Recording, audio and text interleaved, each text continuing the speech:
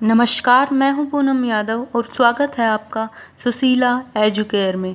आज का हमारा टॉपिक है फंडामेंटल राइट्स, मौलिक अधिकार या फिर कहें हम लोग मूल अधिकार। तो आज के इस लेक्चर में हम लोग क्या क्या डिस्कस करने वाले हैं।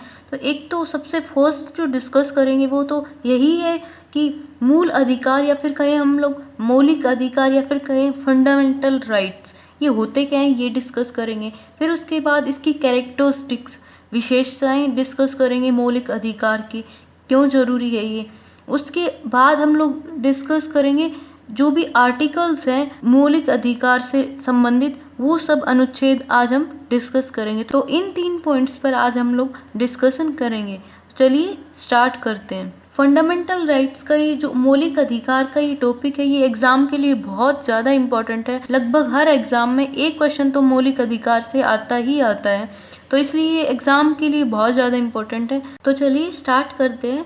मौलिक अधिकार, फंडामेंटल राइट्स, ये क्या होते हैं? ये न्यूनतम अधिकार होते हैं, मिनिमम राइट्स होते हैं, जिससे कोई भी जो व्यक्ति है वो सम्मानजनक अपना जीवन जी सके, सम्मान पूर्वक अपना जीवन यापन कर सके। तो इसीलिए ये अधिकार उसके पास होने ही होने चाहिए, न्यूनतम अधिकार है ये। किस लिए इम्पोर्टेंट होते हैं ये अधिकार? अगर कोई भी व्यक्ति है तो उस व्यक्ति के सर्वांगीण विकास के लिए बहुत ज़्यादा इम्पोर्टेंट होते हैं। सर्वांगीण विकास में कौन कौन से आ गए? भौतिक और नैतिक। 3 प्रकार के विकास होते हैं, भौतिक में भी, सामाजिक, आर्थिक और राजनीतिक, और नैतिक में आध्यात्मिक या फिर कहें हम लोग धार्मिक।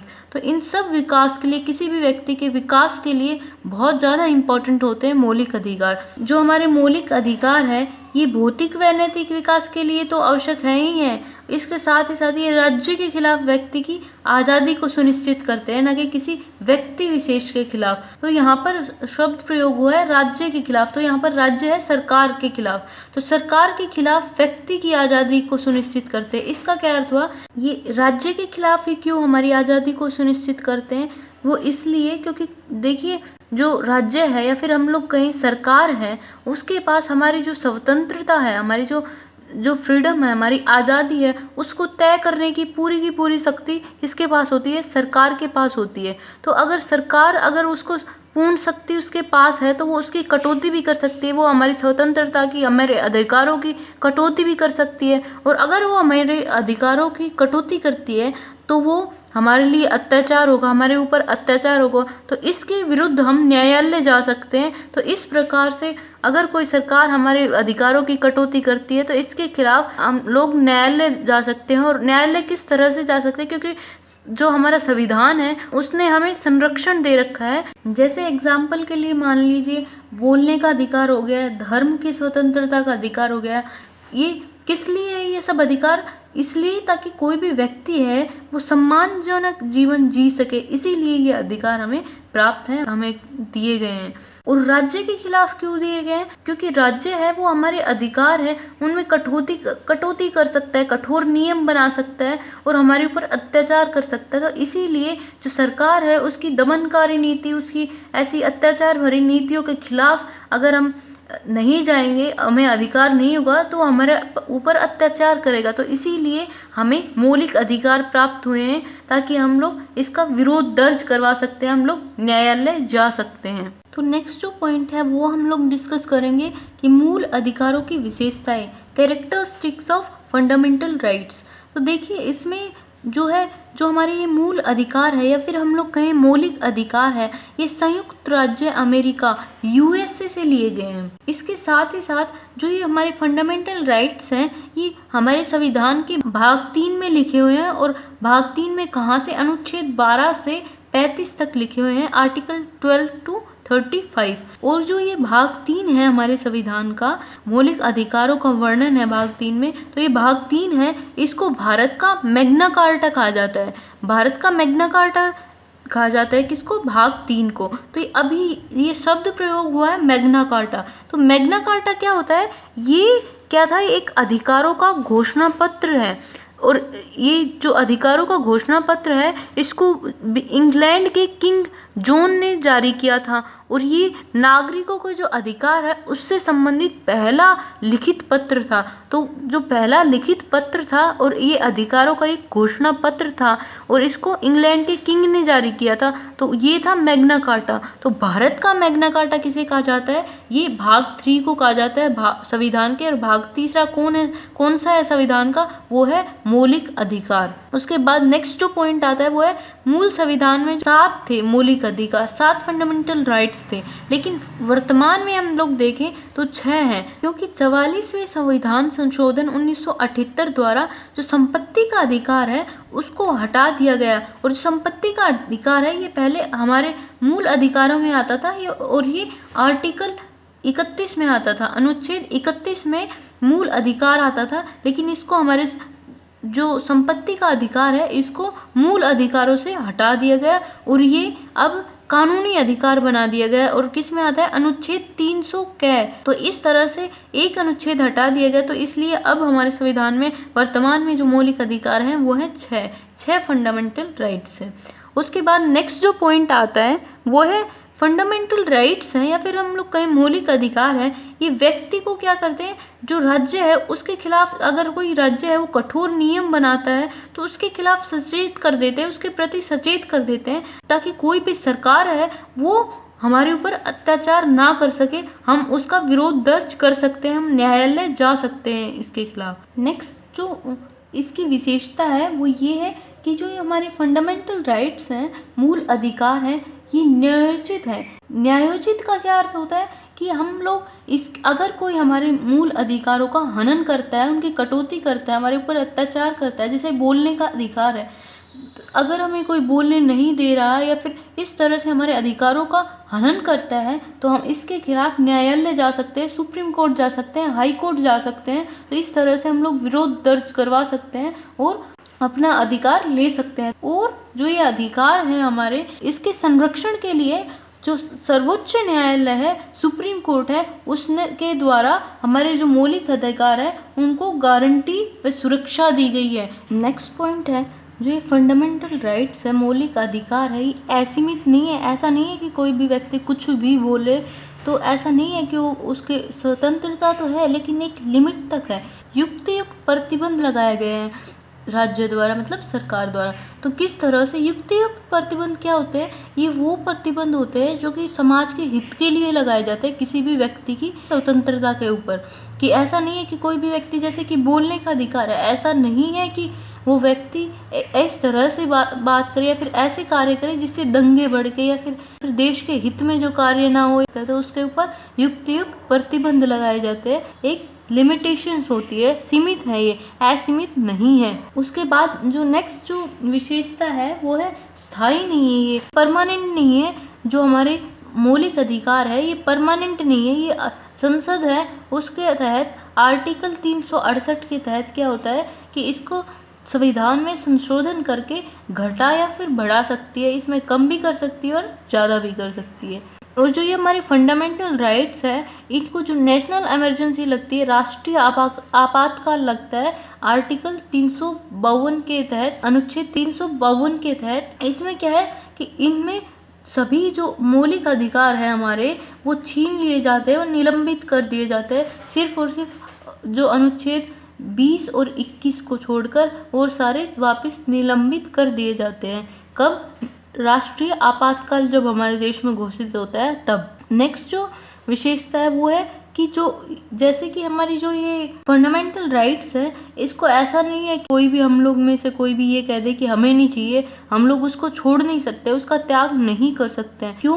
क्योंकि इसके पीछे न्यायालय का तर्क है कि जो हमारे जो भारत की जनता है वो अधिकांश जो लोग हैं वो गरीब हैं या फिर निरक्षर है, या फिर अगर है भी, अगर उनको नॉलेजेबल है भी, पढ़े लिखे भी हैं, तो भी उनको इतने ज़्यादा अपने अधिकारों के प्रति सचेत नहीं है, इतना ज़्यादा उनको पता नहीं है। तो इस तरह से अगर उनको अपने अधिकारों का सचेत नहीं है तो कुछ लोग हैं वो उसका दुरुपयोग कर सकते हैं, तो इसीलिए अपनी स्वेच्छा से परित्याग नहीं कर सकते हम लोग। नेक्स्ट जो पॉइंट आता है तीसरा, वो है जो मौलिक अधिकार है उनसे संबंधित अनुच्छेद, articles related to fundamental rights. तो देखिए जो हमारा संविधान है उसके भाग 3 में आर्टिकल 12 से 35 तक किसका उल्लेख है? तो आर्टिकल 12 से लेकर और आर्टिकल 35 तक हमारे मौलिक अधिकार हैं उनको लिखा गया है, उनका उल्लेख किया गया है किसमें? भारतीय संविधान में। कहाँ से लेकर? 12 से लेकर और कहाँ तक? 35 तक आर्टिकल तक। तो देखिए 12 आर्टिकल है,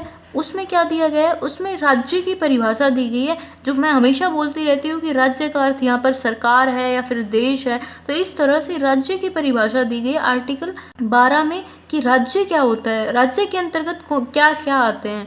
और आर्टिकल 13 है, उसमें क्या दिया गया है? उसमें मौलिक अधिकार है उनसे असंगत या फिर उनका अल्पीकरण करने वाली विधियां दी गई हैं। इसका क्या अर्थ होता है ये मैं अभी आपको बताती हूँ। और उसके बाद नेक्स्ट है जो 14वां जो आर्टिकल है, 14 से लेकर और 18 तक जो आर्टिकल्स है वो हमारे समानता का अधिकार है उसके अंतर्गत आते हैं। जो समानता के अधिकार हैं उनका वर्णन किया गया है किनमें? आर्टिकल 14 से लेकर 18 तक। और 19 से लेकर और 22 तक जो आर्टिकल्स हैं, जो अनुच्छेद हैं, उनमें स्वतंत्रता का हमारे अधिकार है उनका वर्णन किया गया है।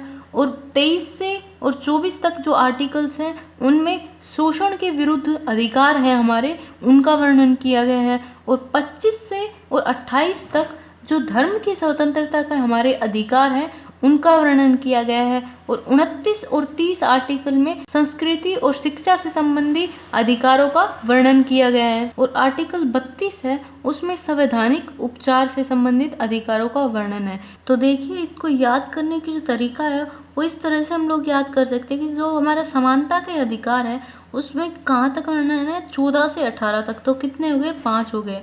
फिर स्वतंत्रता का अधिकार में कौन कौन से अनुच्छेद आते हैं? आर्टिकल 19 से 22 तक, तो 4 हो गए। इसमें 2 हो गए, इसके 4 हो गए, तो इसमें 2 हो गए और इसमें 1 हो गया। तो 5 4 2 4 2 1। इस तरह से हम लोग याद कर सकते हैं कि 14 से लेकर फिर हम लोग 5 अगले 5 देखेंगे तो फिर वो समानता के अधिकार में आ जाएगा। अगले 4 देखेंगे तो वो स्वतंत्रता के अधिकार में आ जाएगा। 22 के बाद अगले 2 देखेंगे तो वो शोषण के विरुद्ध अधिकार में आ जाएगा।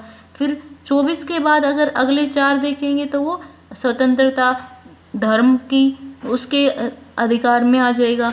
उसके बाद हम लोग 2 देखेंगे 28 के बाद, तो 29 और 30 वो संस्कृति और शिक्षा के अधिकार में आ जाएगा। तो इस तरह से हम लोग याद कर सकते हैं। और देखिए उसके बाद यहाँ पर है आर्टिकल 29 और 30 तो हो गए यहाँ पर, और आर्टिकल 31 नहीं है संवैधानिक उपचारों का अधिकार, आर्टिकल 32 है संवैधानिक उपचारों का अधिकार। तो 31 कहाँ गया? 31 है ये संपत्ति का अधिकार था, और ये 44वें संविधान संशोधन 1978 द्वारा इसको मूल अधिकार की सूची से हटा दिया गया, और ये भाग 12 में 300 कै जोड़ा गया और कानूनी अधिकार बना दिया गया। तो देखिए स्टार्ट करते हैं आर्टिकल 12 से, क्योंकि हमारे मौलिक अधिकार में मैं कई बार बता चुकी 12 से 35 तक के आर्टिकल्स इंक्लूड होते हैं इस मौलिक अधिकार में। तो अनुच्छेद 12 है, उसमें क्या लिखा गया है? उसमें राज्य की परिभाषा लिखी गई है कि हमारे संविधान में राज्य के अंतर्गत क्या क्या आता है। तो केंद्र सरकार और भारत की संसद,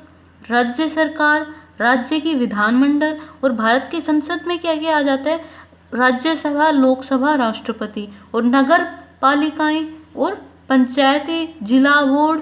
इसके अलावा भी काफ़ी सारे आ जाते हैं वैधानिक या फिर गैर संवैधानिक जो भी प्राधिकरण है, जैसे कि LIC हो गया, ONGC हो गया, सेल हो गया। इस तरह से ये काफ़ी सारे जो हैं ये भी हमारे जो राज्य की डेफिनेशन ऑफ अ स्टेट में आते हैं, राज्य की परिभाषा के अंतर्गत आते हैं। नेक्स्ट है आर्टिकल 13 अनुच्छेद 13। इसके अंतर्गत क्या बताया गया है कि मूल अधिकारों से असंगत या फिर उनका अल्पीकरण करने वाली विधियां। ये क्या, इसका क्या अर्थ हुआ कि जो हमारा संविधान है, अल्पीकरण क्या हो गया कि फंडामेंटल राइट्स हैं, जो मौलिक अधिकार हैं, उनमें कटौती या कमी या फिर हनन। तो इसका क्या अर्थ हुआ? इसका ये अर्थ हुआ कि जो भी हमारे मूल अधिकार हैं उसमें अगर कोई भी ऐसे सरकार कोई भी ऐसी कानून बनाती है, संसद ऐसे कानून बनाती है जो मूल अधिकारों का उल्लंघन कर रहे हैं, उनको वायलेट कर रहे हैं, या फिर उनसे असंगत है, इनकंसिस्टेंट है, या फिर उनका अल्पीकरण कर रहे हैं, मतलब उनकी कटौती कर रहे हैं या फिर हनन कर रहे हैं, तो वो सारे कानून जो कि सरकार ऐसे बनाएंगी वो सब कानून असंवैधानिक कहलाएंगे। इनवैलिड कहलाएंगे, अनकॉन्स्टिट्यूशनल कहलाएंगे। क्यों कहलाएंगे? क्योंकि ये जो कानून है ये हमारे मौलिक अधिकारों का हनन कर रहे हैं, उनका अल्पीकरण कर रहे हैं और असंगत है, हमारे मौलिक अधिकारों के लिए इनकॉन्सिस्टेंट है। और जो असंवैधानिक कहलाएंगे तो ये जो अधिकार है सुप्रीम कोर्ट को इनको असंवैधानिक कहलाने के लिए आर्टिकल 32 के तहत, और जो हाई कोर्ट है उसको आर्टिकल 226 के तहत इनको असंवैधानिक या फिर कहें हम लोग इनवैलिड या फिर कहें अनकॉन्स्टिट्यूशनल कहने का अधिकार है, उसको शक्ति प्राप्त है। तो इस तरह से हम लोग कह सकते हैं कि इसमें आर्टिकल 13 है, इसमें जो न्यायपालिका है, हमारी जो जुडिशियरी है, उसको क्या किया गया है, उसको न्यायिक पुनर्विलोकन, जुडिशियल रिव्यू की जो शक्ति है वो प्रदान की गई है, ताकि वो ये कह सके कि ये अधिकार है, ये इनवैलिड है और ये असंवैधानिक है, जो कि हमारे अधिकारों का हनन कर रहे हैं। और इसके अंतर्गत जो आर्टिकल 13 का 2 है उसमें ये बताया गया है कि अगर कोई भी विधि बनाती है सरकार, कोई भी कानून बनाती है संसद, तो उसमें जो मूल अधिकारों से संबंधित जो भी असंगत है, जो भी मूल अधिकारों का हनन कर रहा है, वो ही सिर्फ भाग उसका उल्लंघन कर रहा है वो ही हटाया जाएगा। ऐसा नहीं है कि पूरा का पूरा अधिनियम ही हटा दिया जाए। जैसे कि कोई भी अधिनियम बनाया है संसद ने, तो उसमें 4 भाग है, तो 4 में से अगर तीसरा भाग है ये हमारे जो मौलिक अधिकार है उनका उल्लंघन कर रहा है, तो सिर्फ और सिर्फ जो तीसरा भाग है इसी को हटाया जाएगा और जो बाकी के 3 हैं वो तीनों के तीनों रख लिए जाएंगे। अब जो नेक्स्ट जो अधिकार आता है हमारा, जो अगला मौलिक अधिकार है वो है समता का अधिकार, राइट टू इक्वालिटी। इसमें कौन कौन से अनुच्छेद आते हैं? इसमें 14 से लेकर और 18 तक के अनुच्छेदों का वर्णन किया गया है। तो चलिए हम लोग डिस्कस करते हैं। तो फर्स्ट जो आर्टिकल है समता के अधिकार के अंतर्गत वो है आर्टिकल 14, विधि के समक्ष समता, इक्वालिटी बिफोर लॉ। इसका क्या अर्थ हुआ कि जो सरकार है या फिर राज्य है हम लोग, उसके लिए सभी एक समान है, सभी व्यक्ति हैं वो एक समान है और उसके लिए सभी व्यक्तियों के लिए एक समान कानून बनाएगा राज्य कौन? संसद, और एक समान लागू करेगा उसके ऊपर, किनके ऊपर? व्यक्तियों के ऊपर। तो इसका क्या अर्थ हुआ कि चाहे कोई भी व्यक्ति हो, कोई भी गरीब हो, अमीर हो, कोई अधिकारी हो या फिर सामान्य हो, कोई भी व्यक्ति हो, वो कानून से बढ़कर नहीं है, विधि से बढ़कर नहीं है। ये उल्लेख किया गया है आर्टिकल 14 में, अनुच्छेद 14 में, विधि के समक्ष समता। समता मतलब सभी समान है। उसके बाद जो नेक्स्ट जो आर्टिकल है वो है आर्टिकल 15, अनुच्छेद 15। इसके अंतर्गत क्या कहा गया है कि धर्म, मूलवंश, जाति, लिंग या जन्म स्थान, इन सब के आधार पर कोई भी विभेद या फिर कोई भी भेदभाव नहीं किया जा सकता। इसका प्रतिषेध किया गया है। Prohibition of discrimination on grounds of religion, race, caste, sex और प्लेस ऑफ बर्थ। तो इसमें क्या कहा गया है कि कोई भी राज्य या फिर हम लोग कहें सरकार, वो केवल धर्म या फिर जाति या फिर मूलवंश, लिंग, जन्म स्थान, इन सब के आधार पर कोई भी भेदभाव नहीं कर सकती है। तो सरकार के लिए तो ये आदेश है ही है कि वो भेदभाव नहीं कर सकते हैं। इसके साथ ही साथ जो प्राइवेट कंपनियां हैं उन पर को भी ये आदेश दिया गया है कि वो दुकानों या फिर सार्वजनिक जो भी स्थान है, होटल है, मनोरंजन का कोई भी स्थल है या फिर जनता के लिए कुएं हैं, तालाब है, सार्वजनिक, इन सब में भेदभाव नहीं किया जा सकता कोई भी प्राइवेट कंपनियों के द्वारा भी। अगला जो आर्टिकल है वो है अनुच्छेद 16। इसमें क्या बताया गया है वो है लोक नियोजन के विषय में अवसर की समता। इसका क्या अर्थ हुआ?